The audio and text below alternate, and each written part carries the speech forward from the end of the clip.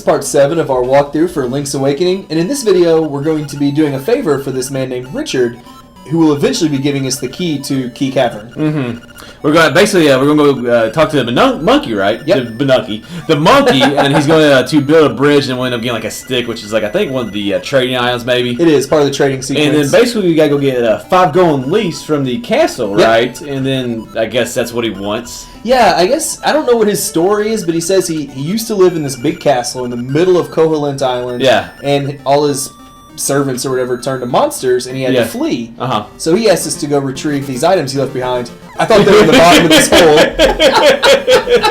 Clearly they were not in that bush there. But, so we're going to be going to his castle, as we said, Koholint Castle. Or something. I was trying to pronounce it today. I couldn't get it. And doing him this favor so that he'll eventually give us the entrance to Key Cavern. Now, one thing I hate about this game, but that I also really like at the same time, is that this castle didn't come into play much. It really did. And I disliked that because I was like, well, the castle should play more of a role. I know, it's huge. And then I was like, but I kind of like that because you would think the castle would play a much bigger role. So I don't know. It's a curveball. Like, what goes on in this castle? Like, where are the leaders at on Koholint Island? I don't know, and that's actually on our Twitter account a while back when I was going back and replaying this. I was like, so Richard lives in this awesome castle in the middle of the island. Is he like the king of Koholint Island or something? I don't know. We said the monsters drove him out, so I mean, maybe you just see this big old thing like there, and like, it really, except for this part, I don't believe the castle in this game really came into play that much. Not at all, not at all.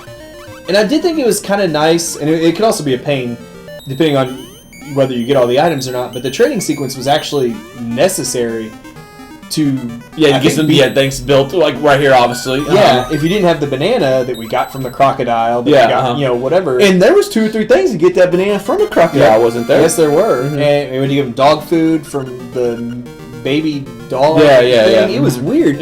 Like, this is one of the few games where the trading sequence was actually essential to forwarding or opening up more areas in the game. I have a good idea. I got stuck there then. I'm sure I did the first time I am horrible at trading sequences because I get something, I'm like, you know what? I'm not going to deal with this right now. And it all started with the Yoshi doll that we won in that stupid crate. The crate thing, Which, Yoshi was on Super Mario World before this game. Okay, I was wondering if Yoshi had been introduced in a Mario game yet.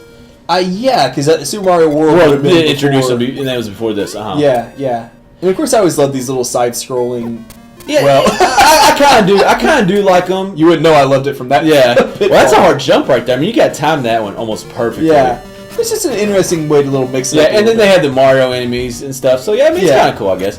And, dude, I could not figure this part out right here for the life of me. I sat there, I don't know how many times I swung at that bird trying to get him down. And I was like, this makes no sense to me whatsoever. So he doesn't want to come down. No. And I just, I think I had to end up cheating right there. So I was like, I cannot find this last golden leaf for the life of me. Probably doing, like, spin attacks and everything else. Oh, yeah. I mean, that guy in Wind Waker, like where you got him 100 times. Yes. I thought that was the same dude right there. Or maybe if you hit him 100 times with your sword, maybe he falls down or something. That would be so brutal. That would be terrible. That was only our first leaf. Yeah, it's pretty cool. We get 2 of them before we even go into the castle. Yes, that guy nails you, dude. There's a really bad one when he hits you with the bomb and you go flying back into the hole. Yeah, that is hilarious. Yeah, that's coming up here in a right here. I think it's right here. Yeah, this guy gets you. Talk about a victory for that guy. Yeah, I mean that cost me 1.5 hearts on that. Yeah, when he did that, I was rolling, man. I have fallen in some holes in this game. Yeah, but I mean, the bomb just hits you perfectly, and you just go flying in that hole. I mean, it could not lined up any better than that. I mean, I wasn't even mad when that happened. I just laughed. Oh, no, that's just bad luck. I'm like, what else can you do? Yeah. That'll make the blooper reel. Like, I'm going to lose my potion to this stupid bomb man or whatever it is. Yeah. Before you get to the 3rd dungeon. That would have been embarrassing. Spoiler alert, I definitely lose my potion in the 3rd dungeon. Oh, well, it happens.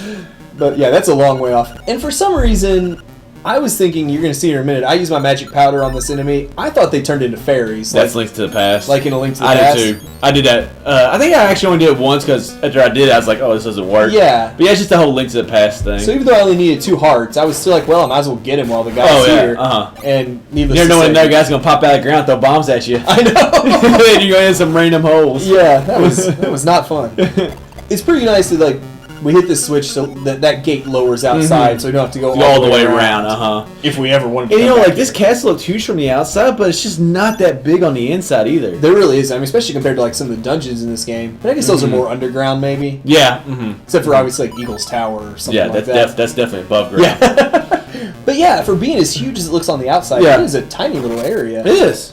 Maybe it's maybe there's more to it. It's kind of like, you know, and I guess like this comes back to the whole love and hate part. This whole castle is just really a mystery. Yeah, it's a mystery. Like, you know, what is it? Of course, at the time you get to the end of the game, the whole thing's kind of a mystery. But that's they don't want to spoil for it. This game only came out like 15, 16, 17 years ago, so I guess spoiler alerts really don't count. But you know, if you're watching this walkthrough, maybe you haven't beat the game yet, so we won't say anything. No, we'll get there soon enough. Yeah. But I also like this mini boss, or I guess you call him a mini boss that we're about to fight. I didn't like the jar to the door because it took me forever. That's one of those new concepts that we had never used in any Zelda game, and that's true. I just had no clue to do that right there. I liked how this was very reminiscent of the very first mini boss you kind of fought in A Link to the Past. Yeah, where you got Princess Zelda out of the basement for the first time in the castle. Yeah, it was.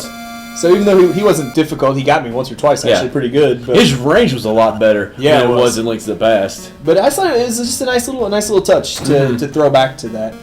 Thank God we got those 5 golden leaves now. And then I think we'll be going back to Richard, like in our. Eventually, we're gonna be picking up more collectibles before we head back. Hey, you gotta get all the collectibles when you can, man. It just makes the whole adventure that much easier. Hey, it makes the next dungeon a lot easier. That's for sure. That's true. That is true. And this is kind of a bit of a sad moment because we're walking out of the castle here for pretty much the last time in this entire game. But that wraps up part 7 of our walkthrough.